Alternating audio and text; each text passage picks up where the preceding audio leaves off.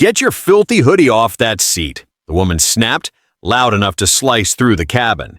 "Hey, wake up! You don't sleep like that in first class, sweetheart," the woman snapped. "This isn't a shelter, and you're not on some charity ride." The insult hit the cabin before the aircraft had even finished rolling down the runway. A few passengers flinched, someone coughed, another leaned back, pretending not to hear. A flight attendant slowed her step, eyes flicking between the woman and the sleeping girl. In seat 1A, the girl didn't react. She was asleep. Maya Johnson, 17, black, warm brown skin, slim build, traveling alone after a national academic competition, raised by a single mother who worked double shifts and taught discipline over drama. Quiet, observant, self-contained, wearing a worn gray hoodie, headphones resting loosely at her neck. Her stillness is practiced, not fragile. The woman exhaled sharply, irritated. "Oh, of course," she scoffed. "Out cold already. Must be exhausting, pretending you belong in rooms you didn't earn." She angled her body toward the aisle so more people could hear. "You know what this is?" she continued, voice dripping with sarcasm. "This is what happens when standards disappear. They hand out first-class seats like participation trophies and expect the rest of us to applaud." A nervous laugh escaped somewhere near the window. A phone lifted just slightly. Maya shifted faintly in her sleep, brows tightening. But she didn't wake. The woman rolled her eyes dramatically. Look at her. Hoodie up, shoes stretched out, like she's waiting for someone to tell her it's okay to be here. She leaned closer, lowering her voice into something sharper.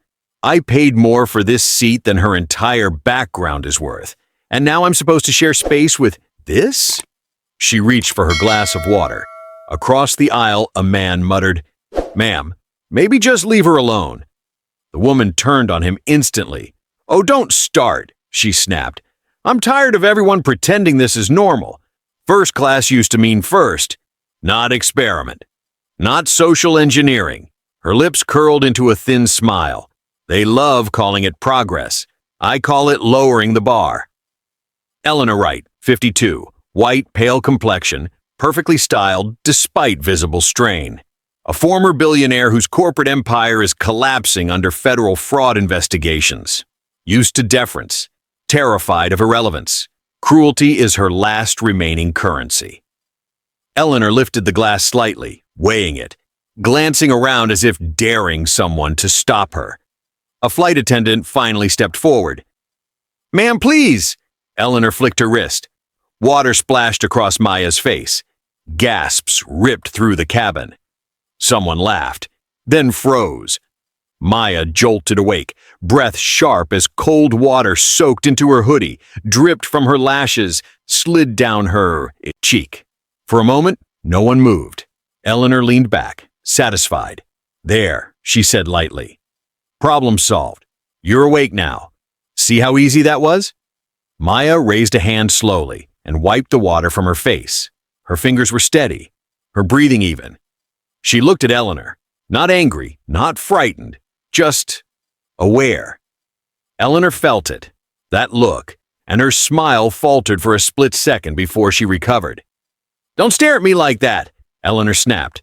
"You should be thanking me. I could have had security remove you. This is first class, not a daycare." Maya said nothing. That silence pressed harder than any reply could have. The flight attendant stood rigid, torn between protocol and prejudice. Around them, passengers suddenly found their phones fascinating, their laps urgent. Maya reached down, lifted her headphones, and placed them neatly in her lap. She straightened the boarding pass tucked beside her armrest. The name Maya Johnson was visible for a brief instant. Eleanor didn't notice. She was too busy reclaiming her sense of superiority. "Honestly," Eleanor muttered loudly, "they keep telling us the future is diversity. If this is it, we're already in trouble." Maya closed her eyes for a single breath. Not in surrender, in restraint. "Blessed are the meek, for they shall inherit the earth." Matthew 5:5. The verse settled in her chest like armor. Outside the window, runway lights streaked past, long white lines dissolving into motion. The plane slowed. But the moment did not. Eleanor crossed her arms, convinced she'd won. Convinced the girl would shrink back into invisibility. She didn't know the cabin had already become evidence. Didn't know silence was not weakness. Didn't know the first record of her downfall had just been sealed. Maya opened her eyes again and looked forward, water still darkening her sleeve, a mark that would soon mean far more than humiliation. If you've ever been judged before being known, if you've ever been humiliated by someone who thought power was inherited, then what happens next with Maya will leave you stunned. Don't forget to like and subscribe, and stay with Dignity Voices to follow a story where quiet strength dismantles entitlement. Because when the plane doors open, the collision between privilege and truth is about to turn public. The seatbelt sign chimed off, soft and polite, as if nothing had happened. Eleanor Wright rose immediately, smoothing her blazer, reclaiming her posture. She stepped into the aisle with the confidence of someone used to being obeyed, blocking the flow of passengers behind her. "Excuse me," she said sharply to the nearest flight attendant. "I want this handled now." The attendant, young, efficient, visibly shaken, offered a practiced smile. "Ma'am, please allow us a moment while we—" "No." Eleanor's smile vanished. "I was assaulted with disrespect, and I won't be ignored in my own cabin." She gestured back toward seat 1A without even looking at Maya. "That girl caused a disturbance. I want her removed." Murmurs rippled. A few passengers leaned forward, eager. Others stared straight ahead, determined not to be seen choosing sides. Maya remained seated, hands folded loosely in her lap. The sleeve of her hoodie was still dark with water, cold against her skin. She did not speak. The attendant glanced at Maya, then back at Eleanor. "Ma'am, she's a ticketed passenger," Eleanor scoffed. "Oh, spare me. I've been flying first class longer than she's been alive. I know exactly who belongs here." A second attendant joined them, older, cautious, eyes trained to read hierarchy. He scanned the situation, then leaned closer to Eleanor, lowering his voice. "Ms. Wright, if you'll just take your seat—" "Don't whisper at me," Eleanor snapped. "Handle it." Her voice carried. Phones came out openly now. A man 2 rows back muttered, "This is ridiculous." Eleanor spun. "You want ridiculous?" she said loudly. "Watching standards die in real time is ridiculous." She turned back to the attendants, each word sharpened. "I don't feel safe sharing a cabin with someone who clearly doesn't understand boundaries. Do your job." The older attendant hesitated. His gaze flicked again to Maya, to her calm, to the absence of protest, to the stillness that did not match the accusation. "Miss," he said finally, addressing Maya with forced neutrality, "can you confirm your seat assignment?" Maya lifted her boarding pass, holding it out without comment. The attendant took it, eyes scanning. Seat 1A, fully paid, valid. He handed it back. "Thank you." Eleanor laughed, sharp and humorless. "See, that's the problem. Paper doesn't equal place." The words landed like a slap. A nearby woman inhaled audibly. Someone else shook their head, barely. Maya met the attendant's eyes for the first time. Her voice was steady, low. "Is there a problem, sir?" The question was simple. It did not beg. The attendant swallowed. "No, ma'am." Eleanor bristled at the title. "Don't call her that." The aisle tightened with tension. The captain's voice crackled faintly over the intercom.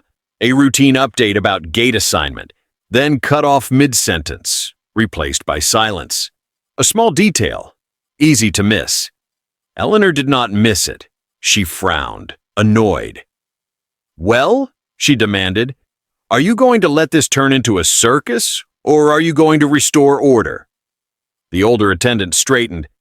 "Ms. Wright, I'm going to need you to return to your seat." Her eyes widened. "Excuse me?" "We'll address concerns once the aircraft is parked." Eleanor stared at him, incredulous. Then she laughed again, louder. "You have no idea who you're talking to." She leaned in, voice dropping to a venomous whisper meant to be overheard. I build companies that keep planes like this in the air. People lose their jobs when I get annoyed. A beat. The attendant did not move. Something had shifted, subtly, imperceptibly, but it was there. Behind them, a chime sounded. A notification pinged on a crew tablet at the galley. The senior purser glanced down, brows knitting, then looked up sharply at the cabin. Eleanor noticed the look. "What is it now?" "Nothing, ma'am," the purser said too quickly. "Please remain seated." Eleanor's irritation curdled into suspicion. She turned, scanning the cabin, eyes narrowing as she landed on Maya again. "You," she said, pointing. "What did you do?" Maya blinked once. Nothing. The truth of it unsettled Eleanor more than any denial.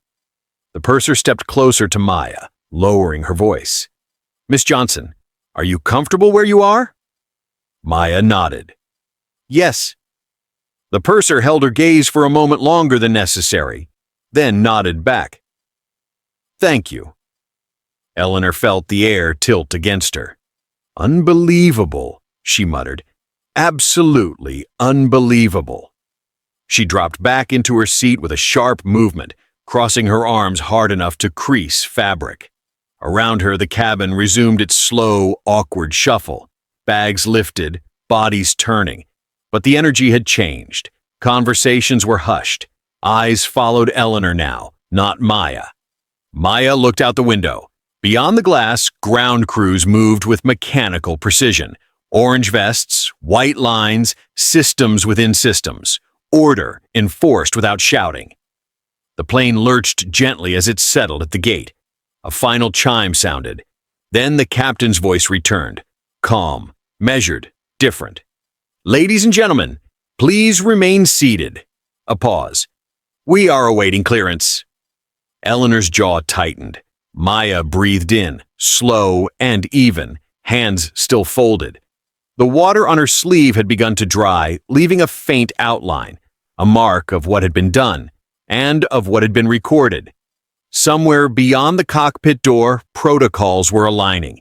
Names were being cross-checked. A moment was being weighed. Eleanor Wright stared straight ahead, certain this inconvenience would pass like all the others had. She didn't yet understand that the collision she'd started wasn't between two passengers. It was between privilege and process never blinked. The doors did not open. That was the first thing everyone noticed. Minutes passed after the aircraft docked, yet the familiar rush, the click of overhead bins, the shuffle of urgency, never came. The cabin sat suspended, seatbelt lights still glowing, the air heavy with unfinished business. Eleanor Wright noticed immediately. She checked her watch. Then again. "This is absurd," she muttered, loud enough to be heard. "I have meetings. Important ones. This delay is costing people real money." "No," one responded. Maya Johnson remained seated in seat 1A, posture unchanged. Her hands were folded neatly, her gaze forward. The damp patch on her hoodie sleeve had dried into a faint, uneven stain, a quiet reminder of what had happened and of how little she had reacted. Eleanor noticed it too, and something in her snapped.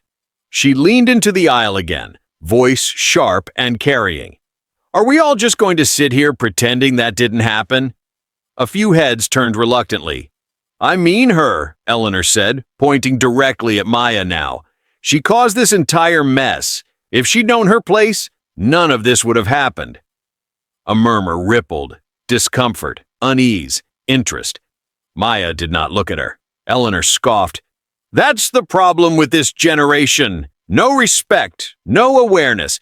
They think silence makes them noble." She laughed bitterly. "It doesn't. It makes you suspicious." A man near the window shifted uncomfortably. "Ma'am, maybe you should just stop."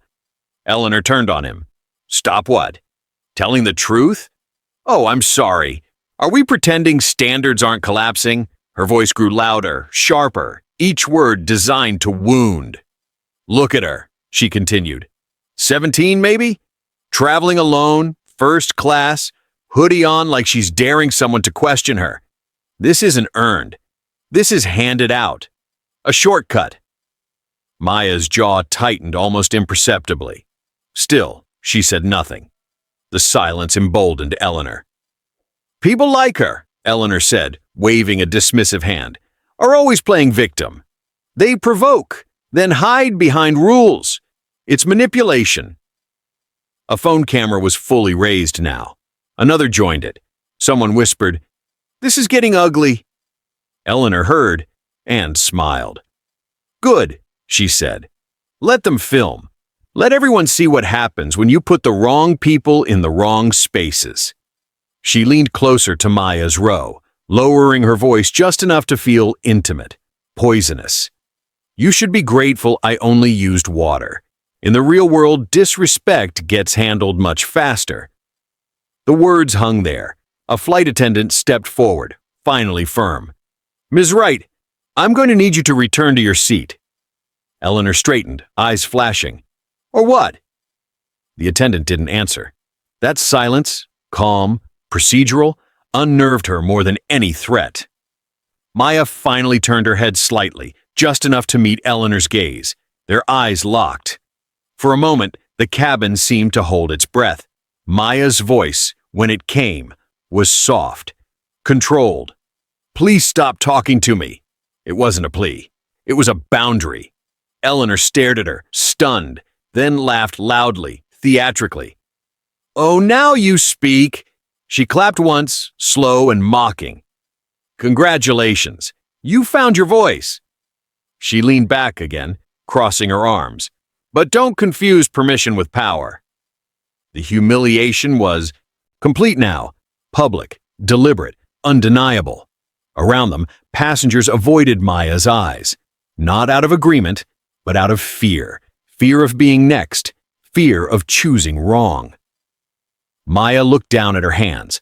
For the first time since boarding, something flickered behind her calm. Not anger, not shame, but resolve. She reached into her bag slowly, deliberately, and pulled out a folded paper. She smoothed it once, then slid it back in. No one noticed but the senior purser, watching from the galley with narrowed eyes. Another minute passed, then another. The captain's voice came on again, not rushed, not apologetic. "Ladies and gentlemen," he said evenly, "thank you for your patience. We will be remaining seated for a brief compliance matter." Compliance. The word landed differently this time. Eleanor stiffened. "What compliance matter?" No answer. Maya closed her eyes briefly, not to escape, to steady herself. "The Lord will fight for you. You need only to be still." Exodus 14:14. The verse echoed through her thoughts, anchoring her breath. The cabin lights dimmed slightly, not enough to be dramatic, just enough to feel intentional. A crew member passed quietly down the aisle, tablet in hand, stopping briefly beside Maya's seat. He glanced at the dried watermark, then at her face. He nodded once, subtle, respectful, and moved on. Eleanor saw it. "What was that?" she demanded. No one answered. For the first time, doubt crept into her expression. The humiliation she'd delivered so freely began to boomerang, slowly, invisibly. Maya opened her eyes again and stared straight ahead, her reflection faint in the window beside her. Beyond it, the terminal lights glowed, orderly, controlled, governed by systems that did not care who Eleanor Wright used to be. Behind the cockpit door, procedures were being activated, names were being checked, footage was being reviewed. And Eleanor? She was still talking, still loud, still convinced noise was power. She didn't know this was the lowest point, the moment just before gravity reasserts itself. Maya did. She felt it in the stillness.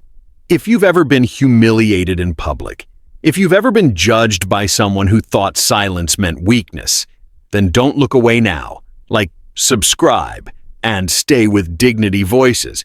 Because what happens next doesn't involve shouting. It involves truth. Because when humiliation reaches its peak, that's usually the moment power stops speaking and starts acting. The cabin had gone quiet in a way that felt deliberate.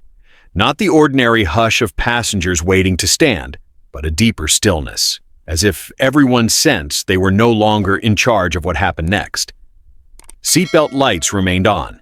Overhead bins stayed closed. The aisle, once Eleanor Wright's stage, was now empty.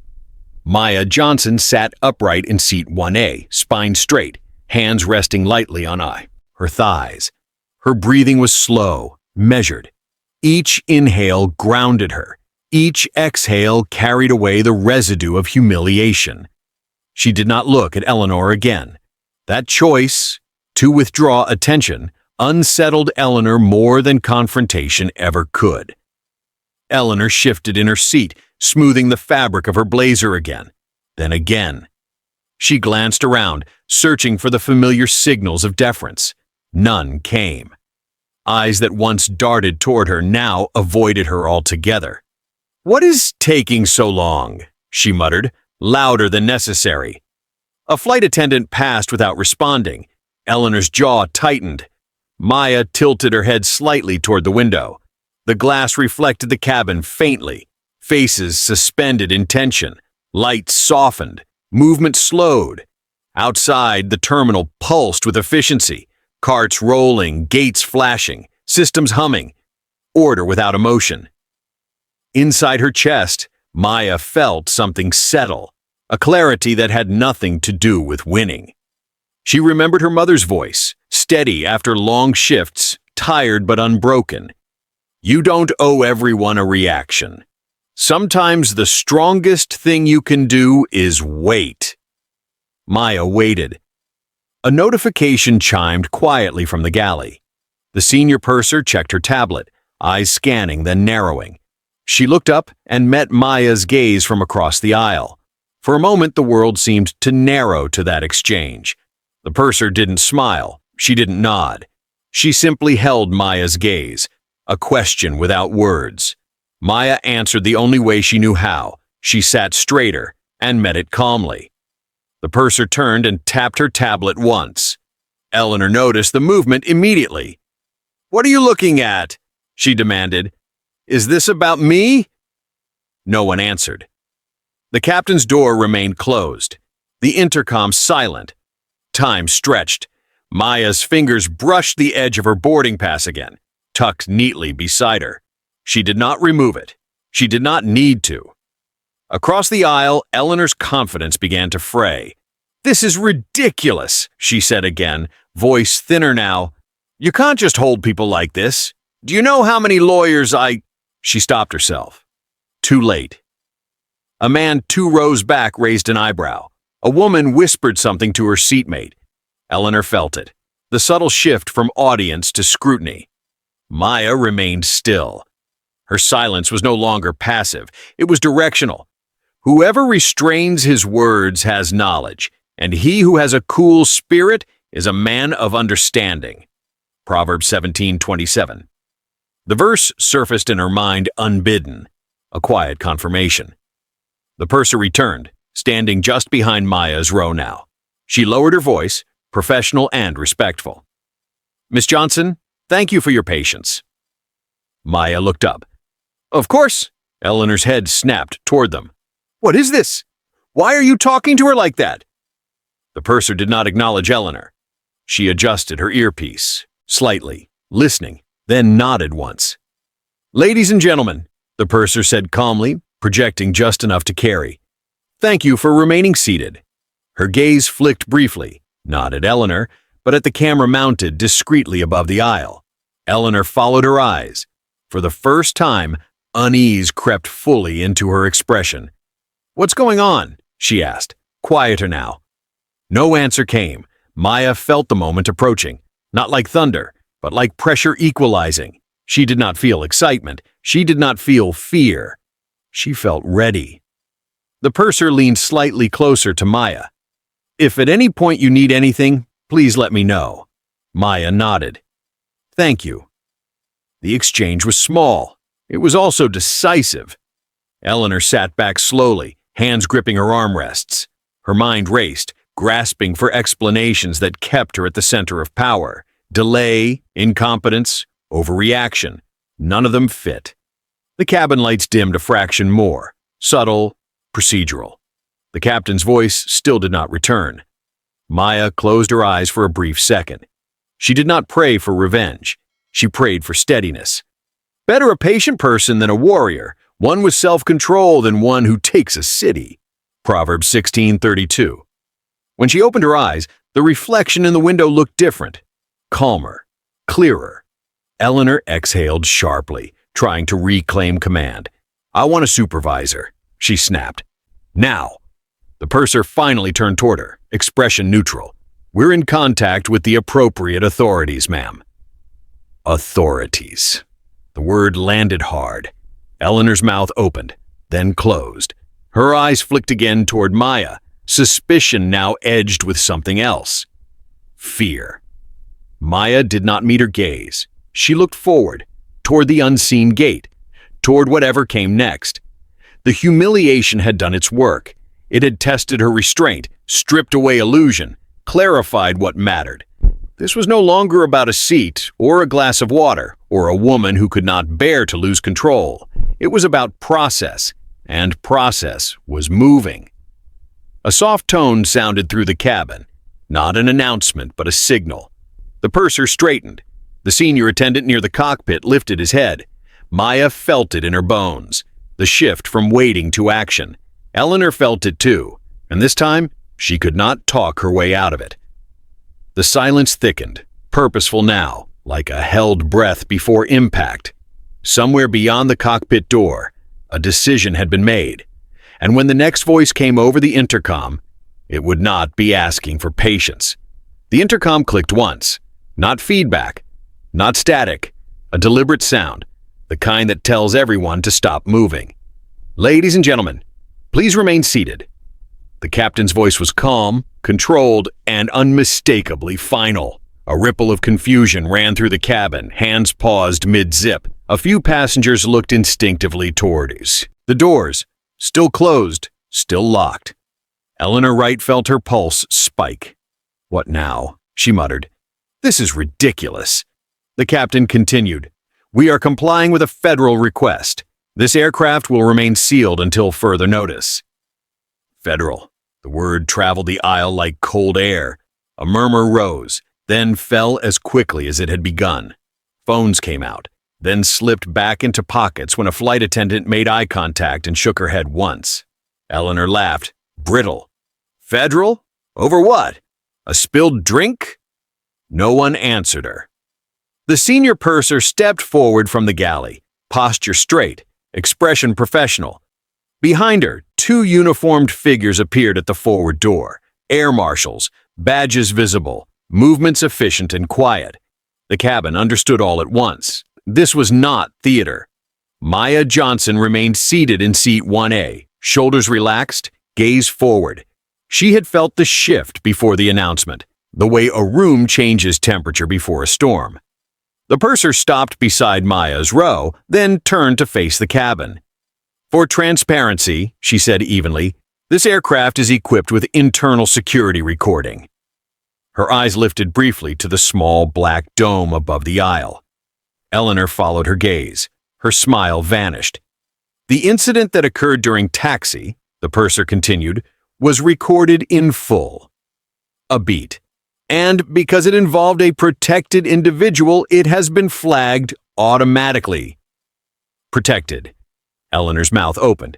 Protected? What does that mean? The purser did not look at her. She looked at Maya.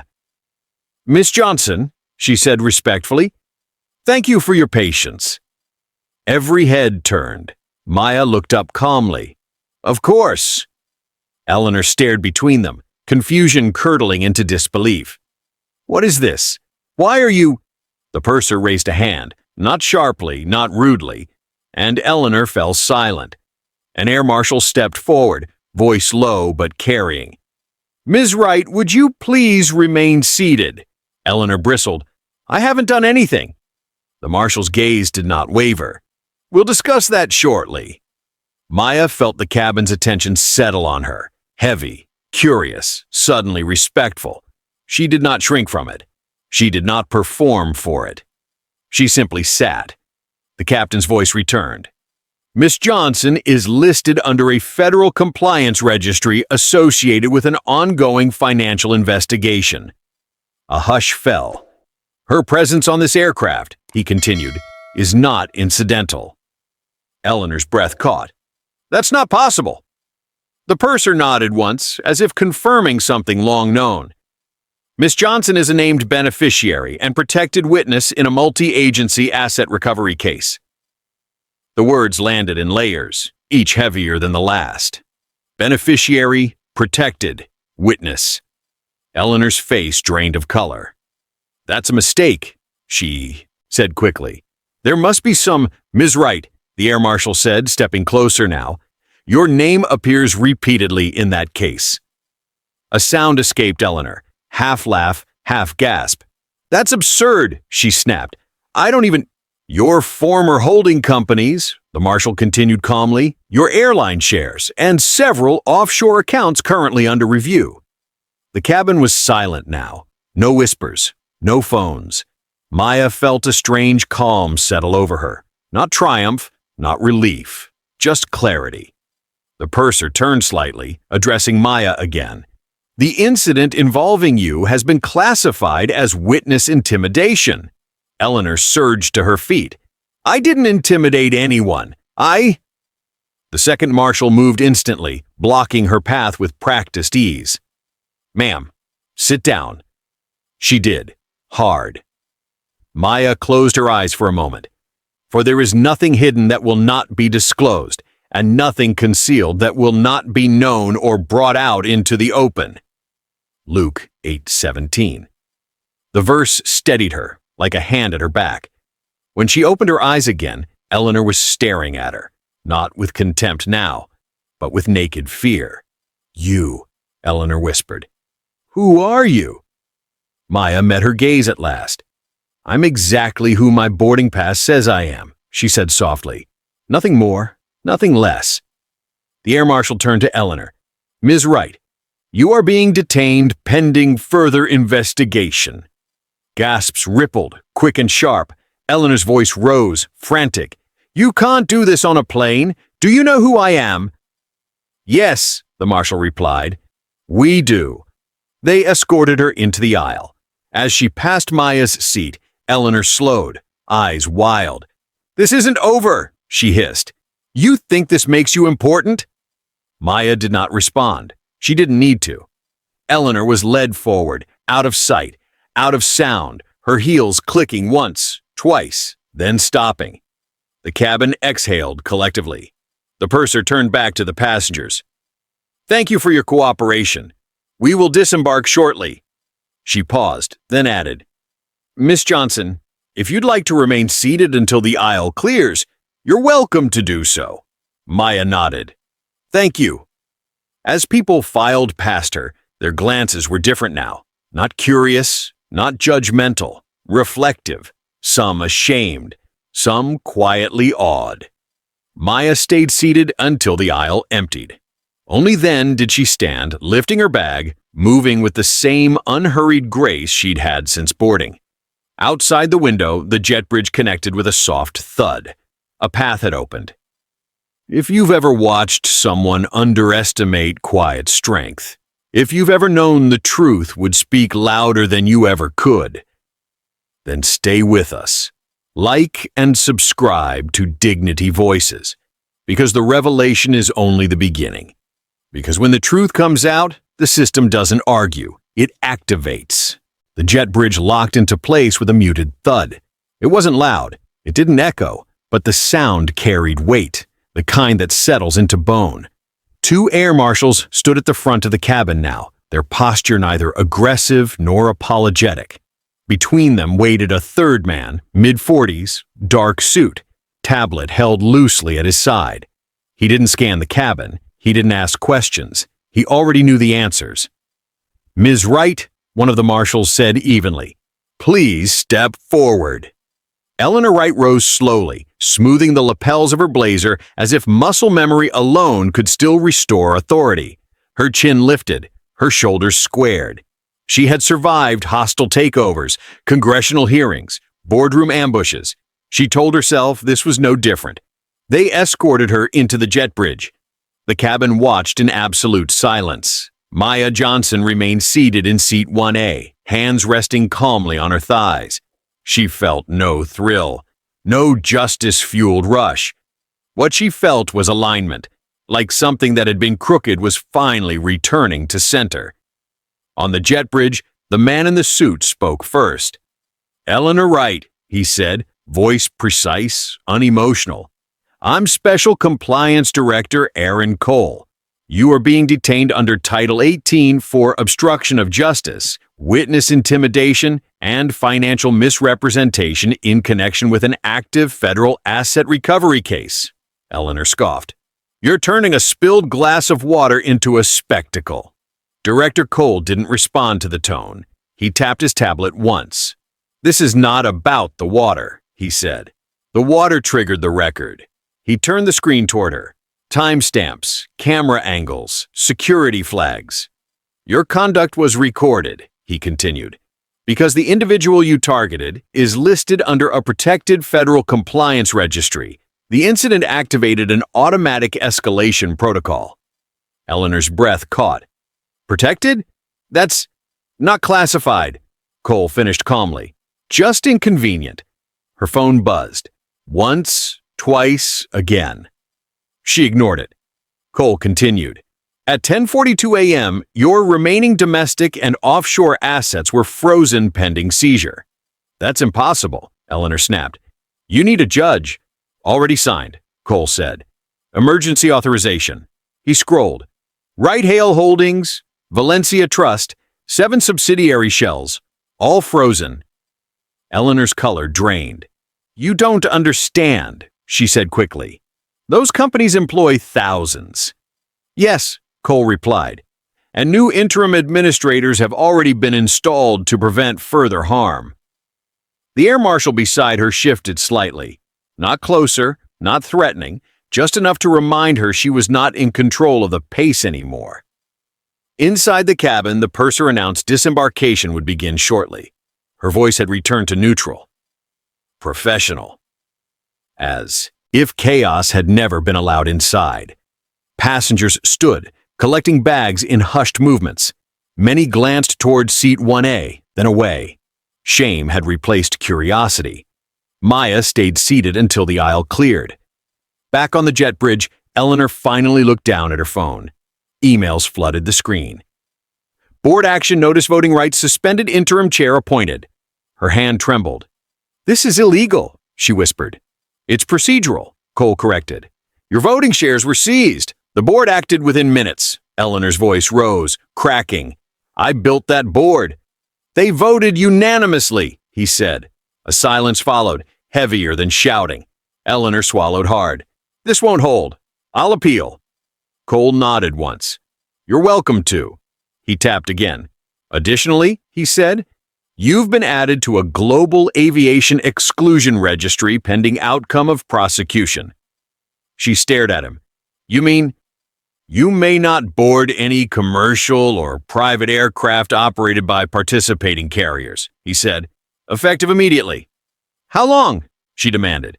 Cole met her eyes. "Given the nature of the charges, possibly for life." That landed, not as outrage, as erasure.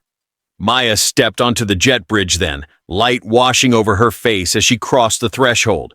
She stopped several feet away, respectful distance, posture calm. Eleanor saw her, really saw her. Not a symbol, not an inconvenience, a person who had never raised her voice, and yet had unraveled everything.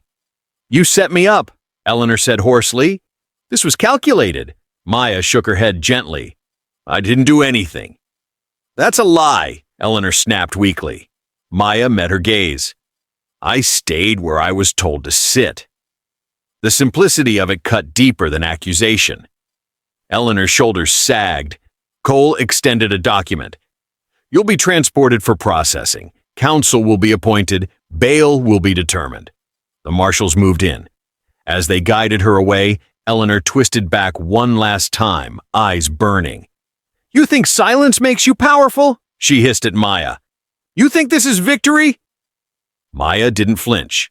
"Silence doesn't make me powerful," she said evenly. "It just kept me from becoming you." They led Eleanor down the corridor. Her heels echoed once, twice, then disappeared into the machinery of the airport. Maya exhaled slowly. The purser approached. "Ms. Johnson, transportation has been arranged if you'd like privacy." Maya shook her head. "I'm okay." They walked together into the terminal. Beyond the glass, news vans were already lining up. Cameras adjusted, narratives formed. But Maya did not turn toward them. She followed a quiet corridor instead.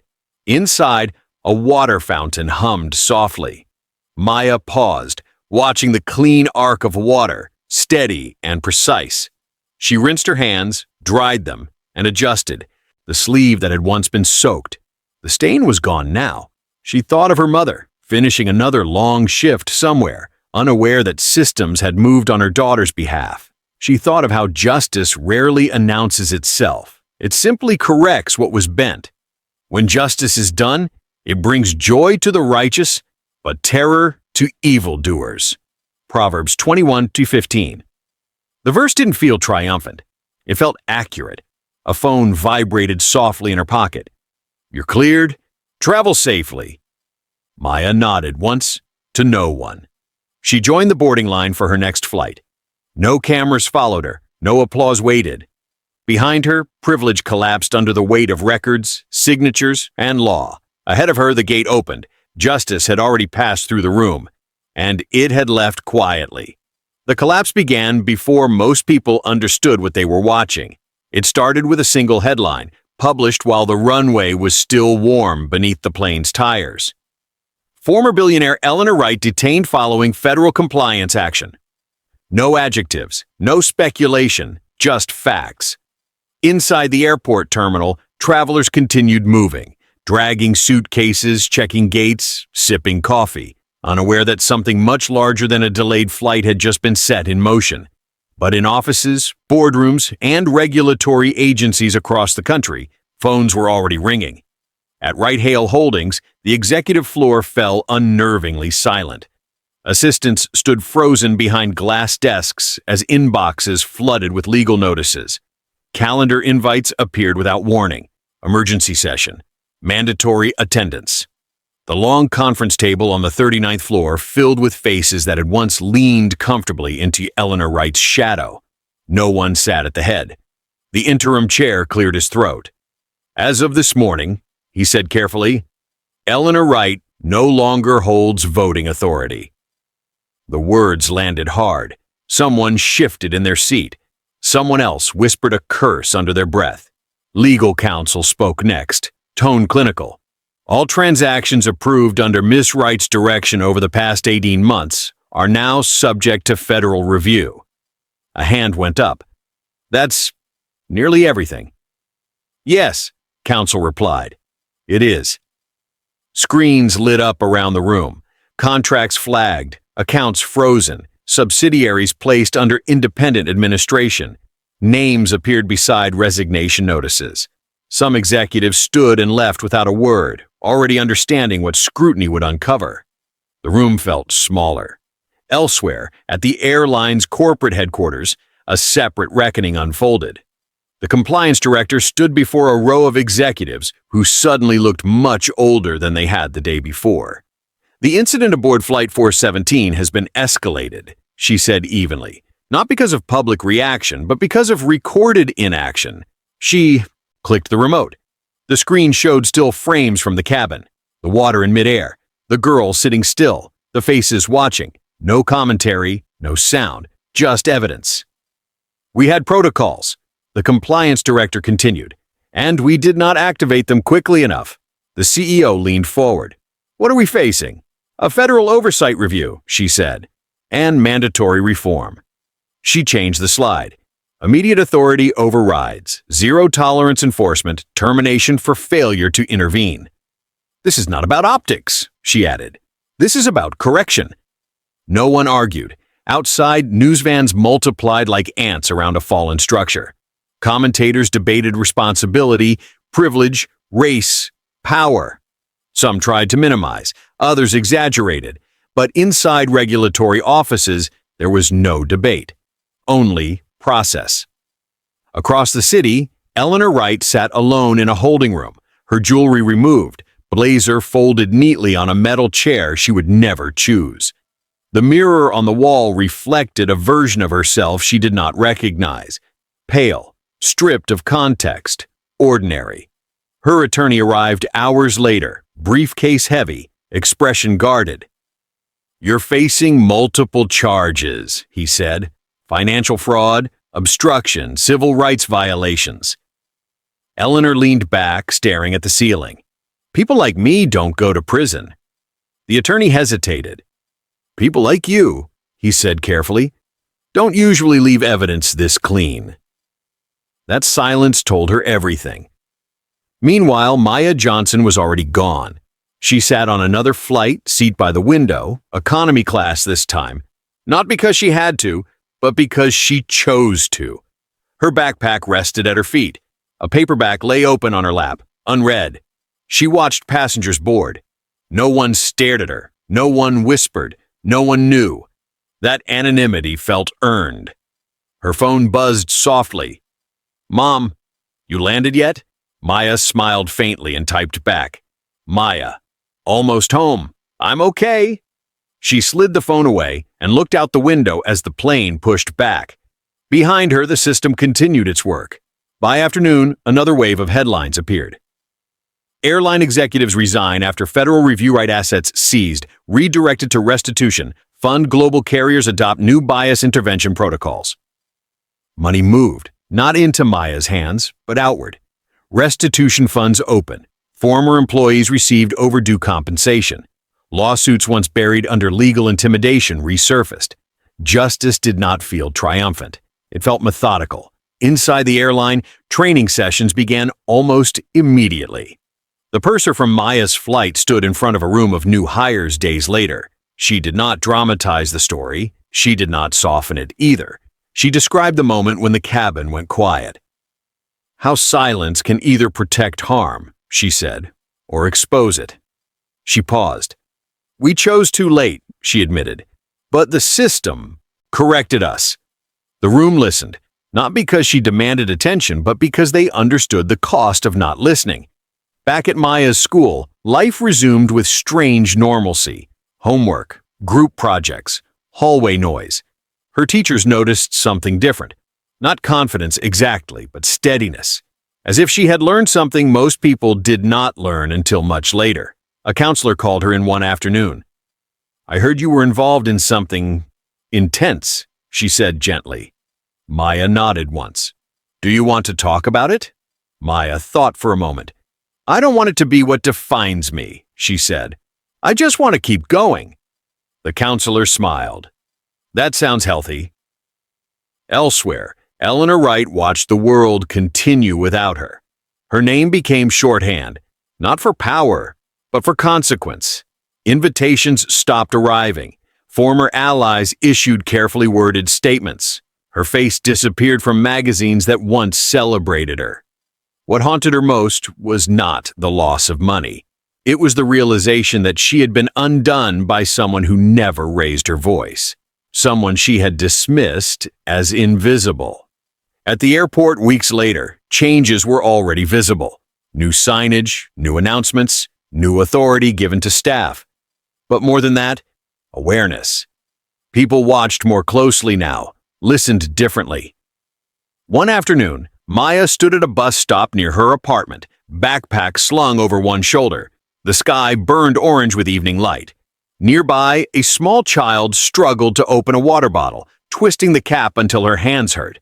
Maya knelt without thinking, loosened the cap and handed it back. The child smiled. "Thank you," Maya nodded.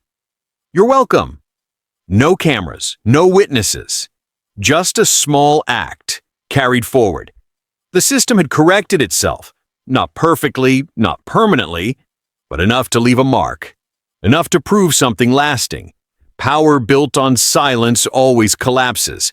Power grounded in dignity does not need to announce itself. The airport looked the same glass walls catching the morning light, same soft announcements echoing overhead. Same steady flow of people moving with purpose, impatience, or fatigue.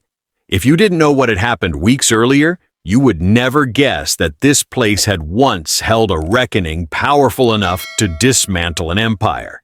Maya Johnson noticed the familiarity immediately. She stood just inside the terminal doors, backpack slung over one shoulder, breathing in the faint scent of coffee and polished floors. For a moment, she didn't move. She let the memory pass through her, not with bitterness, not with pride, but with clarity. She was back where it had started, not in CH-1A this time, just at a gate. Time had softened the sharp edges of the experience, but it hadn't erased its meaning. Maya had returned to her routines: school, chores, late-night studying at the high kitchen table while her mother dozed on the couch after work. Life had continued, as it always does. But something in her had settled. She walked toward the gate slowly, unhurried. Her name appeared on the boarding screen among dozens of others. Ordinary, unremarkable. That felt right. She took a seat near the window, watching planes taxi past. Each one moved with quiet precision, guided by systems invisible to most passengers. Lines painted on concrete, signals timed perfectly, rules that existed not to control people, but to keep them safe. Justice, she had learned, worked the same way. It wasn't loud. It didn't announce itself. It simply corrected what had drifted out of alignment. A few seats away, an elderly man struggled with his carry-on, fingers stiff as he tried to wrestle it open. A younger woman glanced at him, hesitated, then looked away. Maya stood. She crossed the short distance and gently took the bag. "May I?" The man blinked in surprise, then smiled. "Thank you." She opened the zipper, set the bag upright, and stepped back. "Safe travels," she said. The man nodded, gratitude softening his eyes. "You too." Maya returned to her seat without ceremony. No one applauded, no one filmed. That was the point. She glanced at the gate number again. The same one from before. Different day, different outcome. The symmetry felt intentional, even if no one else noticed. Her phone buzzed. A message from her mother. "Mom, I'm proud of you.